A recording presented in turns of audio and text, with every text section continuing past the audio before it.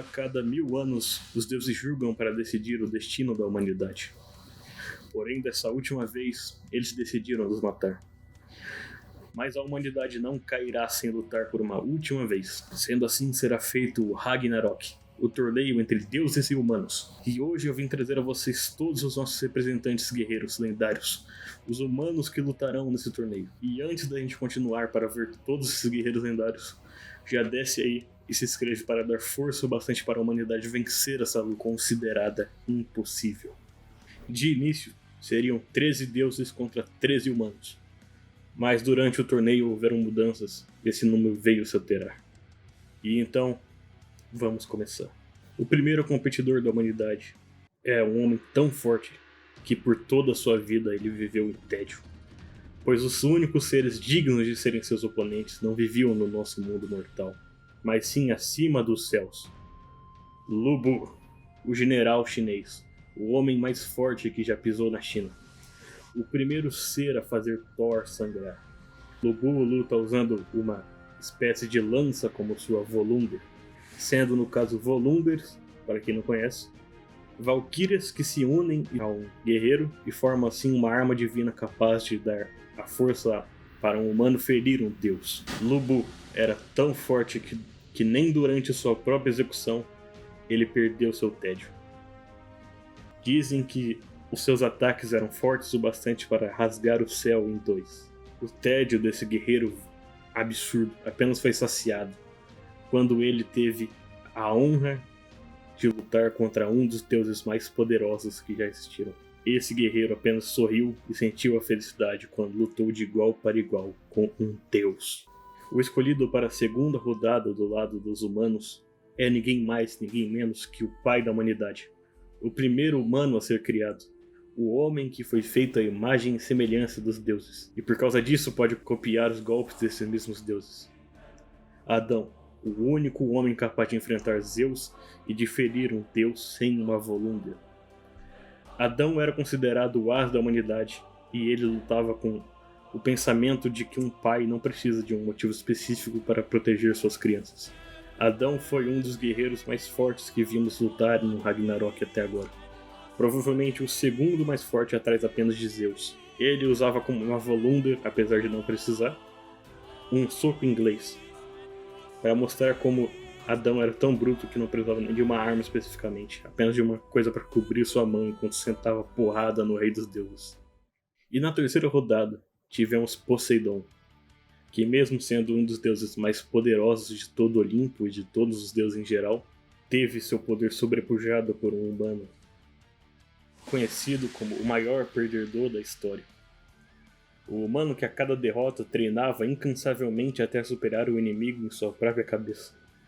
O homem que após tantas lutas conseguiu a habilidade de criar uma espécie de simulação em sua cabeça até achar a forma de derrotar seu oponente. O homem que antes de vencer Poseidon perdeu 37 vezes para ele em sua mente. Sasaki Kojiro. O homem que deu o maior duelo da vida do maior espadachim da vida real, Musashi Miyamoto. Sasaki Kojiro usava 2 espadas, como Volunder, um estilo que ele mesmo criou após combinar todos os estilos de todos aqueles que o derrotaram durante sua vida. Niten Gan Ryu, o estilo de espada definitivo. Sasaki Kojiro foi o primeiro humano capaz de matar um deus. Durante a quarta rodada do Ragnarok, nós tivemos uma das melhores, se não a melhor luta de todas. Uma luta do bem contra o mal encarnado da humanidade. Quem lutou foi o maior serial killer que o mundo já viu. O homem que no século XIX fez Londres inteira sentir o pavor, após ceifar a vida de 6 meretrizes. E o serial killer que jamais teve sua identidade descoberta até hoje, Jack, o Estripador. Jack não é forte, mas por sua vez compensa essa fraqueza com uma coisa que os humanos têm inegavelmente superior aos deuses. Talvez a única coisa que os humanos tenham superior aos deuses: a maldade.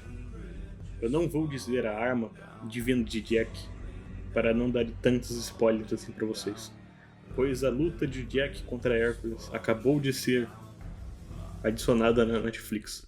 E como é uma das melhores lutas do anime, eu recomendo muito que vocês vão lá checar após terminar esse vídeo, ok? Já na quinta rodada, nós tivemos uma luta de força física. Uma porradaria pura. Do lado dos humanos, nós tivemos o homem que fazia a terra tremer com seu piso. O homem mais forte da história do sumo. O homem conhecido por ter o músculo mais forte que a terra já viu. E o homem que de tão forte, quando nasceu, quebrou seus próprios ossos por causa da força absurda de seus músculos. Raiden Tamemon. O homem que por sua vida toda jamais pôde usar a sua força total, pois o seu próprio corpo não aguentava. Durante o Ragnarok, ele, quando se fundiu com Trude, sua valquíria, formou um Volunder, capaz de fazer selos que faziam seu corpo suportar a força dos seus músculos, até certo ponto. O que fez com que, finalmente, o músculo mais forte da Terra, o homem invencível no sumo, como era dito, finalmente pudesse testar a sua própria força ao máximo e pudesse exercer o que mais amava em sua vida, o sumo, até a morte. Agora, na sexta rodada do Ragnarok, aconteceu algo incrível para os humanos. Algo que mudou de vez o rumo do torneio. No lado dos deuses, o lutador foi Zero Fuku, o deus da miséria. Mas o que realmente importa é o lutador dos humanos, que dessa vez, incrivelmente, não foi um humano. E sim o homem que, após alcançar a iluminação, se tornou um deus. Os poderes de Buda fazem que, através de seus olhos, ele possa ver a alma do oponente, assim podendo prever o futuro, fazendo ser impossível para Zero Fuku acertar ele.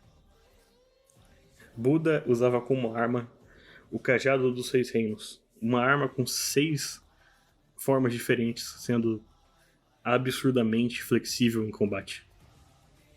Buda é simplesmente um dos deuses mais poderosos que apareceu no Ragnarok até hoje, e os humanos tiveram uma sorte absurda que ele trocou de lado. Pois eu duvido muito que houvesse algum humano ainda restante que pudesse vencer ele, que não fosse prejudicar muito o lado da humanidade. Após a luta de Buda, que foi uma das melhores que tivemos em todo o mangá e anime, nós tivemos uma luta entre imperadores.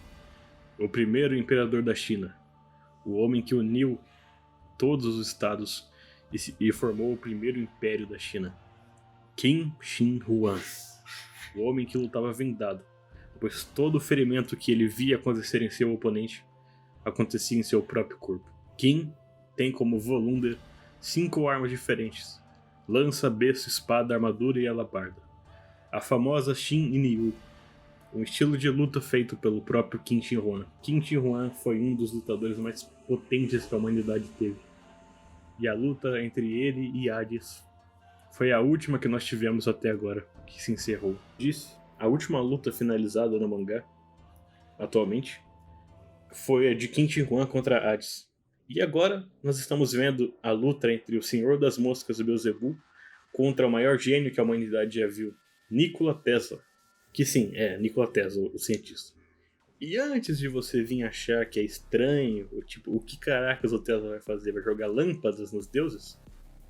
O Tesla fez como sua Volunder uma armadura no estilo do Homem de Ferro, que está se mostrando como uma das coisas mais apelonas que a gente já viu naquela arena. Podendo inclusive se movimentar a uma velocidade tão absurda que eu acho que nem outro deus, a não ser o Beelzebub, poderia aguentar. Ou Zeus também. E ainda faltam vários lutadores e várias lutas para ocorrer no Ragnarok. Alguns dos humanos que a gente ainda não viu, que a gente já tem confirmação que lutarão, são os guerreiros lendários. Leônidas, o rei de Esparta, que com certeza será um dos maiores oponentes para os deuses, porque afinal, isso é Esparta. Nostradamus, o vidente, que já que um cientista está lutando, por que não um vidente, né? Rasputin, o homem que era dito imatável, não imortal, imatável. O homem que é associado à magia negra, chamado de bruxo. O maníaco da polícia do Japão, Soji Okita. Quintaro, o menino dourado, e o meu favorito entre todos até agora, a Morte Branca, o maior atirador da história, Simo Haira. O homem que sozinho, sem usar uma mira, matou mais de 300 inimigos em uma guerra que durou menos de 100 dias. A Morte Branca estando no combate é garantia para a humanidade que nós teremos uma luta épica. O Ragnarok é brutal. Então eu quero apenas lembrar para vocês que a melhor forma da humanidade vencer é se vocês